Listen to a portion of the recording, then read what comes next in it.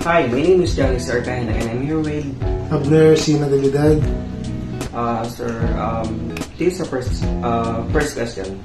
What is your position? What are your duties and responsibilities? Isa po akong sekretary dito sa organisasyon namin, dito sa subdivision.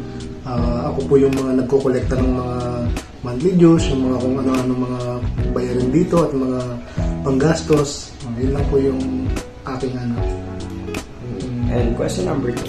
How long have you been a leader in your organization? How were you selected? 3 years.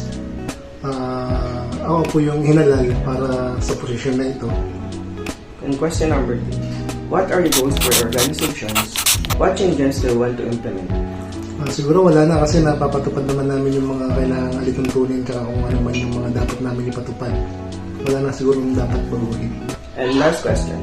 What are the common problems you encounter in your organizations? How do you address these problems? Yun nga, dahil ako yung tigasingil dito, ako yung nakikita ko lahat yung mga hindi nakakapagbayad, yung mga matitigas ang ulo na pinupuntahan namin para makausap kung ano yung problema, kung bakit hindi nakakapagbayad, o may problema ba sa financial, na pag-uusapan naman namin, kaya nagagawa ng paraan. Okay.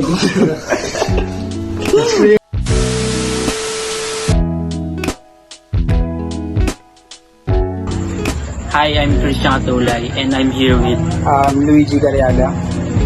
first question. What is your position? What are your duties and responsibilities?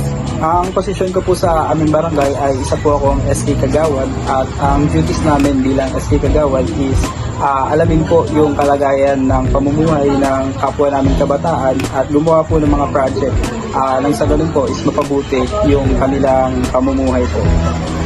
Second question.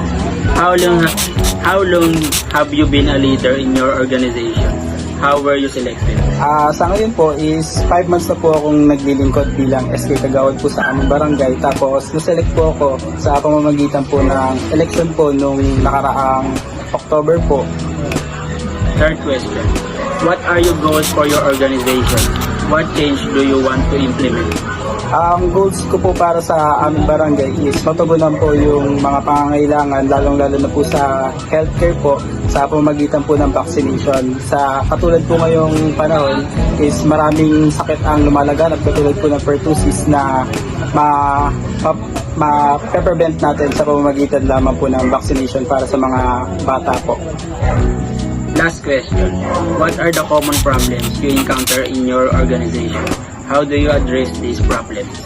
Ang isa po sa mga common na problema na na-encounter namin is yung kawalan po ng tiwala ng mga tao sa amin.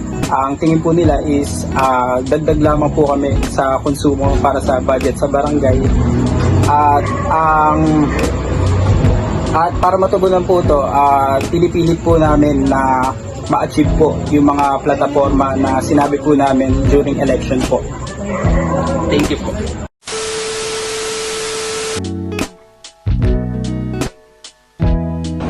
What are the common problems you encounter in your organization? The common problem that I encountered on our organization is lack of budget in our barangay.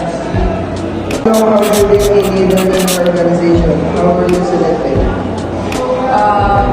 As SK Kagawad, I selected 4 months ago, and almost 4 months ago, and with the both of our fellows kabarangay.